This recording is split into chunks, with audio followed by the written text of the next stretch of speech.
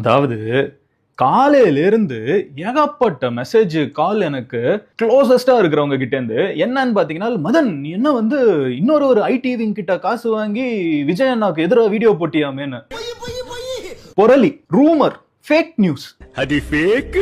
காலையில இருந்து இது எனக்கு ஏகப்பட்ட பேர் டேக் பண்ணி போட்டுட்டு இருக்காங்க. இத பின்னாடி எல்லாம் வந்து ஏதோ ஒரு கூட்டம் பெருசா பிளான் பண்ணி பண்ணிருக்குது. 100% ஃபேக் நியூஸ்ங்க அடிச்சு சொல்றேன். ஆனா இதுல பண்ண ஒரு பெரிய லூப் ஹோல் என்ன தெரியுமா? எல்லாம் சரி, எங்க அண்ணனுக்கு எதிரா நான் வந்து காசு வாங்கி ஃபேக் நியூஸ் போடுவேன்னு சொல்ற பத்தியா? நீ போங்கடா போய் வேலையில பாருங்கடா. ஃபேக் நியூஸ் நான் போடுவேன்னு சொன்னேனாலே இங்க பாதி பேர் நம்ப மாட்டாங்க.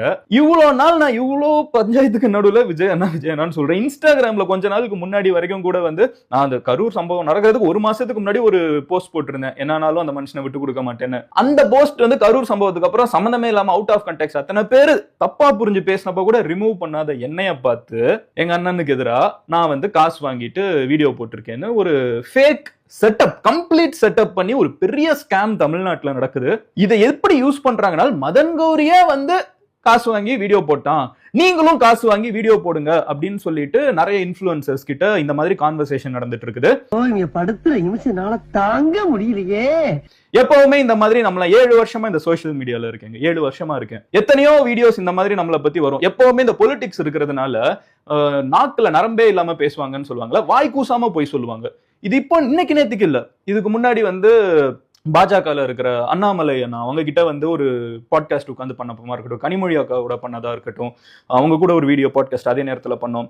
ஜெயக்குமார் அண்ணா, சீமான் அண்ணா, யார் இப்ப சூவே அண்ணா, யார் கூட வந்து பேசியிருந்தாலும் ஆப்போசிட் பார்ட்டி வந்து காசு வாங்கிட்டான்.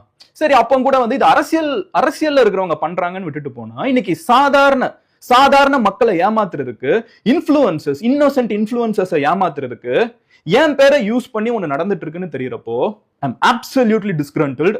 இன்னைக்கு வீடியோ வந்து நான் உச்சகட்ட கோவம் இருந்துச்சு. சரி, வந்து வீடியோல அது காமிக்க கூடாதுன்னு சொல்லிட்டு நான் கூல் பண்ணிட்டு தான் வந்து நின்று பேசிட்டு இருக்கேன். ஒரு லாங் வீடியோ ஃபுல்லா பாருங்க, ஏன்னா நீங்க ஃபுல்லா பார்க்கணும். அப்போனா தான் தமிழ்நாட்டுல இந்த எலெக்ஷன் வந்து முழுக்க இன்டர்நெட் பத்தி தாங்க. அப்படி இருக்கிறப்போ எவன் எப்படி நரேட்டிவ் செட் பண்றான்னு நம்மளுக்கு தெளிவா தெரிய வர்றதுக்கு ஒரு முக்கியமான வீடியோவா இது இருக்க போகுது. ஓகேவா? என்னென்ன, ஏன்னா நம்மளுக்கு வந்து ரியல் வேர்ல்டுல எப்படி ஏமாத்துவாங்க, யார் என்ன மாதிரி மாத்தி பேசுவாங்கன்னு தெரியும், ஏன்னா அதுலதான் வளர்ந்துருக்கும். பட் இப்போ வந்து இன்டர்நெட் வந்து ஒரு பெரிய சமூகமா மாறிடுச்சு. இன்டர்நெட்டுக்குள்ள எப்படி ஏமாத்துறாங்க, என் பேரை வச்சு நான் வந்து காசு வாங்கிட்டேன்னா அது எனக்கே தெரியாது. தூக்கி அடிச்சிடும் பாத்து. எவ்வளவு பெரிய ஒரு காமெடி பாருங்க. இந்த அளவுக்கு வந்து இவங்க இறங்கி போய் இதை பண்றாங்கன்னா இவங்க எல்லாம் யாரு, என்ன நடக்குதுங்கிறத உங்ககிட்ட நான் டீடைலா சொல்ல போறேன். சோ ஃபுல் வீடியோ பாருங்க.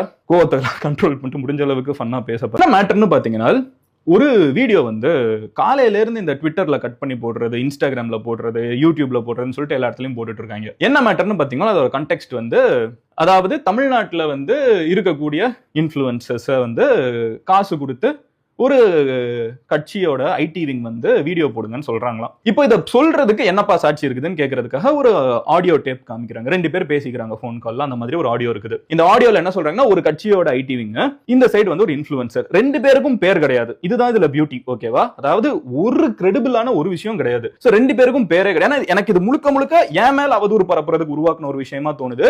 இருந்தாலும் இன்ஃப்ளூயன்சர்ஸ் இதுல நிறைய ஸ்கேம் ஆக வாய்ப்பு இருக்குங்கிறதுனால இது ஃபுல்லா எல்லாருமே பார்க்கணும், இன்ஃப்ளூயன்சர்ஸும் பார்க்கணும், பொதுமக்களும் பார்க்கணுங்கிறதுனால இது ஓப்பனா பேசுறேன். இவ்வளவு ஓப்பனா ஒரு வீடியோ எடுத்தது இல்ல. சோ என்ன மேட்டர்னு பாத்தீங்கன்னா, அந்த வீடியோல என்ன சொல்றாங்கன்னா, ஒரு போன் கால்ல காமிக்கிறாங்க. அந்த போன் கால்ல வந்து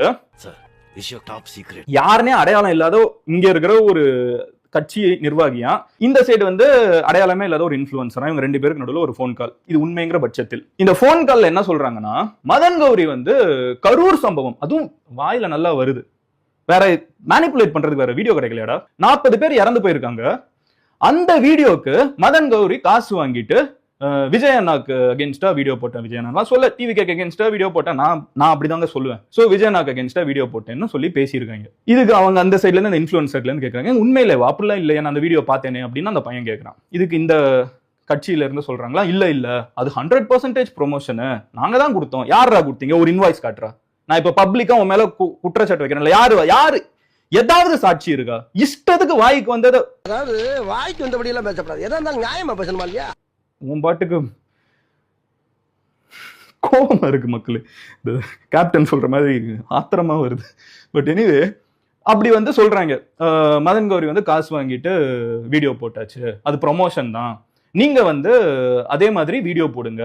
இவங்க சொல்றாங்க, இல்லங்க அது போட்டா வந்து கமெண்ட் செக்ஷன்ல எல்லாரும் வந்து தெரியும், ஆப்வியஸா பிரச்சனை வரும். இல்ல நீங்க வந்து அதை இப்படி பேசுங்க அப்படி பேசுங்க, பாருங்க அவரே பேசிட்டாரு, அதெல்லாம் எவ்வளவு லட்சம் சம்பாதிச்சிருப்பாங்க, என்ன சம்பாதிச்ச, அப்படி பண்ண முடியுமா? Conspiracy conspiracy conspiracy. சரி அவனை சொல்றேன் கேளுங்க. அவனே வந்து அவ்வளவு வாங்கிட்டாங்களாம். நான் வாங்கிட்டேன்னா, வாங்கினதுக்கு அப்புறம் வந்து நான் அந்த கரூர் சம்பவத்தை வச்சு இது விஜய் அண்ணாக்கு அகேன்ஸ்டா வீடியோ போட்டேன். எந்த வீடியோ நீ இப்ப எடுத்து காட்டுற? எந்த வீடியோல நான் தப்பா பேசியிருக்கேன்? எந்த வீடியோல நான் அகேன்ஸ்டா பேசியிருக்கேன்? சோ இதை போட்டிருக்காங்க. நான் இது நடந்ததுக்கு அப்புறம் நான் ஆதங்கத்துல உச்சகட்ட கோபத்துல இருக்கு. சொல்றது வேற ஆளே கிடைக்கல, வேற ஏதாவது கட்சியோட பேச வேண்டியதானே. சோ இதை போட்டேன்னா அதனால வந்து நீங்களும் போஸ்ட் பண்ணுங்க, நீங்களும் இப்படி வீடியோ போடுங்க, நீங்களும் இதே மாதிரி சம்பாதிங்க. உடனே இந்த இன்ஃப்ளூயன்சர் வந்து ரொம்ப நியாயமானவரா, கடைசியில இல்லைங்க நான் யோசிச்சுட்டு வரேன் அப்படின்ட்டு போறாங்க. உண்மைங்கிற பட்சம் எனக்கு இது கம்ப்ளீட்டா இது செட்டப்பா இருக்குது.